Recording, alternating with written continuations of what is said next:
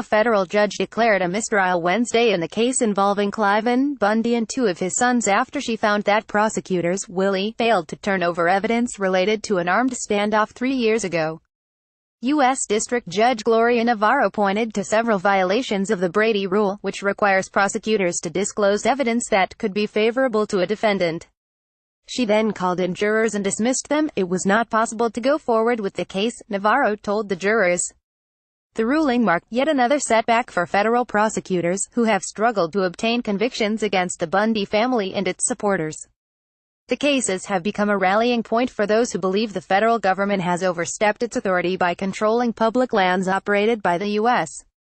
Bureau of Land Management. A spokeswoman with the U.S. Attorney's Office said it had no comment on Navarro's decision. Prosecutors have the opportunity to retry the case, and the judge told both sides to submit briefs by Dec. 29. Navarro told the packed courtroom she would also rule on whether it would be a mistrial with prejudice. That decision would effectively end the possibility of a new trial for Bundy, sons Ammon and Ryan, and supporter Ryan Payne. The federal government alleged that Bundy and his two sons escalated tensions after refusing court orders to remove cattle from public lands, ultimately leading to an armed standoff with federal law enforcement officials in April 2014 outside Bunkerville, Nev. The four defendants were charged with threatening a federal officer, carrying and using a firearm, and engaging in conspiracy, all felony counts that could send them to prison for decades. The government was removing cattle after Cliven Bundy had refused to pay grazing fees to the BLM dating back to the 1990s. The standoff ended after federal authorities backed down, saying they feared for their lives. About 400 Bundy supporters, many with guns, took part in the standoff. The incident briefly forced the closure of a segment of Interstate 15 near Mesquite. Cliven Bundy, the 71-year-old rancher, said in the quiet courtroom as Navarro read off instances in which the federal government didn't reveal information in a timely manner that she said would have helped the defense. Outside the courthouse, Ryan Bundy said that with each reading of a Brady violation, he felt snowballing satisfaction. But he said he doesn't believe the government will give up easily. They are kind of determined folks, but I don't think they have a prayer, he said. They have gone forward and further embarrassed themselves. Up until Wednesday's decision, the trial had been engaged in fits and starts and, in recent weeks, jurors were rarely in the courtroom as lawyers worked under seal. Jurors had been seated in early November. Opening arguments weren't heard until November. 14 defense lawyers claimed early on that evidence had been withheld by the prosecution. That set in motion a series of delays and sealed hearings. Navarro on Wednesday ticked off several things prosecutors she said were willy withheld from defense lawyers leading up to the trial, including key documents related to possible snipers outside the Bundy ranch and the existence of a surveillance camera at the ranch. Ian Bartram, a constitutional law professor at the University of Nevada, Las Vegas, has been following the legal fights involving the Bundys and said Navarro's use of the word willful makes a dismissal with prejudice a real possibility. I think the government has acted very strangely in this case, Bartram said.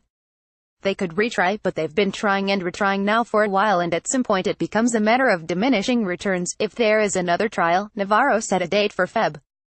26. The case twisted and turned with surprises leading up to Wednesday's mistrial. The government lost its bid to keep the defendants locked up when Navarro granted Cliven Bundy's sons and Payne pretrial release in late November so they could better prepare their case and be at home with their families. Cliven Bundy has remained jailed at a prison in Pahrump. After Navarro declared a mistrial, Ryan Bundy asked for his release with a promise to appear in court if a new trial is set, but Navarro told him he would have to make the request through the pretrial office.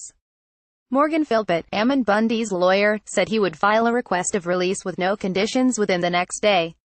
Brett Whipple, Cliven Bundy's lawyer, said he also would seek an emergency request to have his client released. He said, however, the release would have to be with no conditions. He doesn't believe he should be cutting a deal with anyone since he didn't do anything wrong. Whipple said, the stakes have been high for the federal government, which has struggled to obtain convictions in cases involving the Bundy family and their cohorts. Twice this year, Las Vegas juries acquitted or deadlocked on multiple felony charges against Bundy supporters. Ammon Bundy, 42, and Ryan Bundy, 44, were acquitted on similar federal felony charges related to their roles in a 41-day standoff at an Oregon wildlife preserve in 2016. Cliven Bundy is revered among those who believe the federal government abuses its authority, and supporters gathered outside the courthouse most mornings when court was in session. "Today is a great day," one supporter yelled Wednesday. As Ammon and Ryan Bundy and Payne emerged from the courthouse on Wednesday, supporters applauded.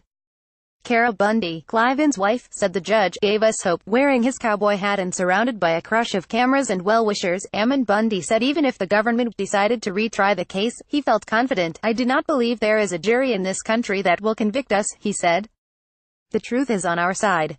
Caption David.Montero at lawtimes.com. Twitter, at Dave Montero Updates, 3:40 p.m. This article was updated with additional details, including the judge announcing she will also rule on whether it would be a mistrial with prejudice, which would effectively end the possibility of a new trial. This article was originally published at 10:10 a.m.